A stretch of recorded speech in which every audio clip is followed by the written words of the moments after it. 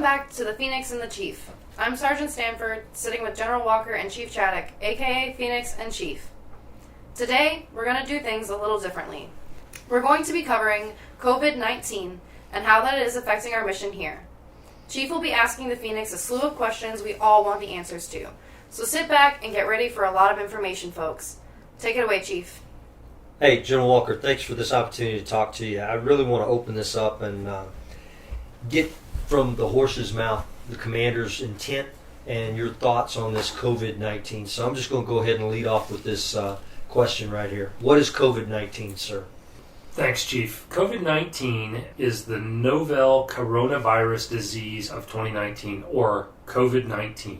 It's a virus, and it's similar to the flu, but it is not the flu. But we do prevent it like the flu, and we treat it like the flu.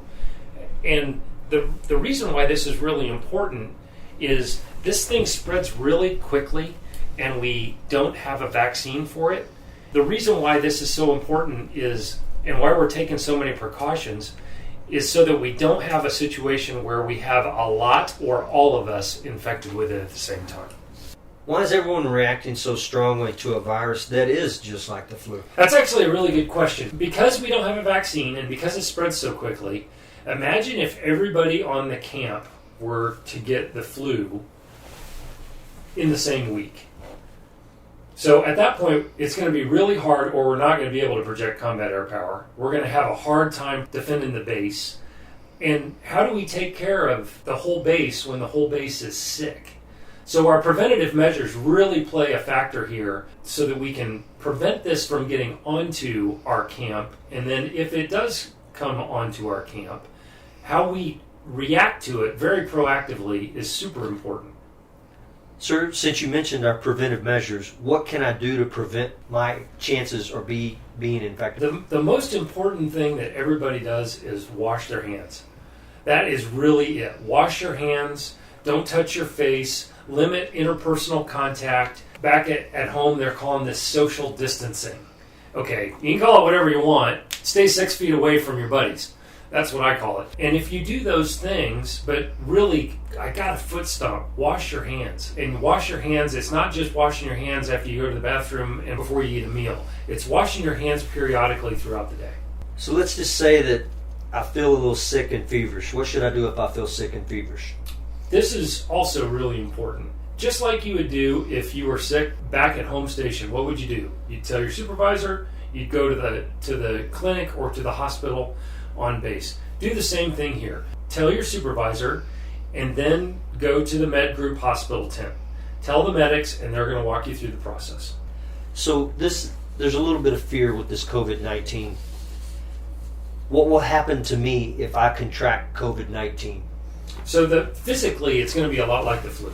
You probably have, I think common symptoms are you have shortness of breath or a little bit of trouble breathing, and you have a fever. The actions that we'll take is when you get into the hospital tent, they'll screen you, and once they get through with their screening, if you're a presumptive positive for this, they'll put you into an isolation. So what that means is they're going to put you into a tent so that on the off chance that you do have the virus, that you're not around other people who don't have the virus. And that just limits the spread of it. So we're being, out of our preponderance of caution, we're being super cautious here. So it would be a separate block of tents that basically would keep you away from an opportunity to spread the virus to other people on the camp. With all that said about the virus and the spreading of the virus, who is most at risk of serious consequences due to this particular virus? Children under the age of 5 and adults over the age of 65. It's also people with compromised immune systems. So think about somebody who has heart problems, or somebody who's recently gone through chemotherapy, or somebody who has just recovered from pneumonia. So there's a compromised immune system already. That makes them more susceptible to a serious infection as part of this COVID-19 scenario. When will we get a vaccine for COVID-19? That's a great question. The short answer is we don't know. There isn't one right now. But I'll bet you, if I know American capitalists, I bet you there are hundreds, if not thousands, of people working 24 hours a day to try to figure this out. And I'll bet you they'll break the code here shortly.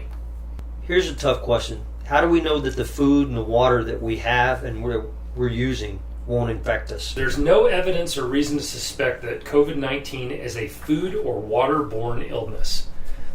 It actually is a droplet illness. So the threat there is from personal contact. I'll get back to that in a sec. Back to the cooking food. We have this really comprehensive system of public health professionals. And what they do is they're kind of like QA for the DFAC to make sure that all the food and water is tested regularly and ensure that it's safe. An example, you've got to properly cook all of the food to a specific temperature to kill all the viruses and bacteria in the food. And these guys make sure that that happens. But back to the real threat. The real threat comes from the people that we come into contact with day to day. This is a person-to-person transmitted virus. And that's why the number one thing that people can do is make sure that you're washing your hands, you're not touching your face, and you're limiting the contact that you have with other human beings. All right, sir, two-part question here for you. Can we test individuals for COVID-19? And if not, why do we treat folks like they have COVID-19? Yeah, so we cannot test for COVID-19 on PSAB, but we do have this process of isolation. So the incubation period for the COVID-19 is 14 days. That also goes to if there's a presumptive positive, that would be a 14-day isolation period. The reason why we do that 14-day isolation period is because if you did have the virus would have run its course. And after the virus runs its course, you are no longer at risk of transmission. The reason why we're being so, let's say I got a fever and I have a cough and a little bit of a shortness of breath and I don't feel good, and I go and I see the doc, and the doc says, hey, you might have COVID-19. I go, okay, that means I'm probably going to go into isolation. The doc says, yes. I do 2 weeks in isolation. Part of that is because we can't test.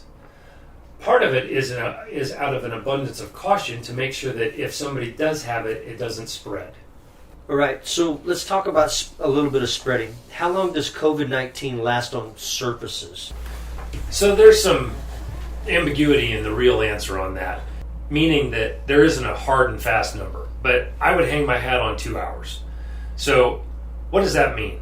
In practical application, that means if you're washing your hands, if you're distancing, and if you're cleaning up surfaces, every couple hours through the day, you're going to be good to go. Okay, sir, here's your big one. Travel question. When can we leave PSAB? Yeah, so I'm afraid, Chief, that there are going to be more unanswered questions here than there are answered questions.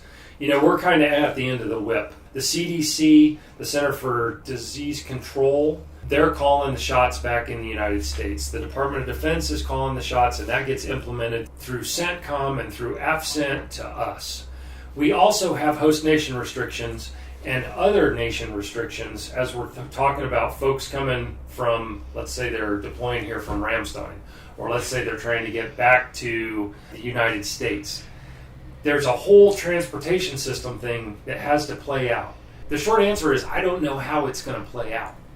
So we're all going to have to be really flexible as we do this. And here's some mitigation, just in how we think about this. We're over here for a really important mission. And we need to stay focused on this mission. And I know that this COVID-19 thing is a great big emotional event, especially if we talk about extending people if and when replacements are going to show up. This is a great time for us to focus on the mission.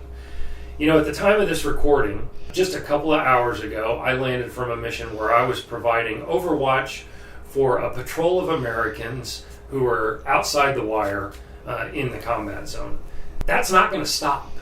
We have a super important mission as we're projecting combat power and protecting Americans in combat zone here.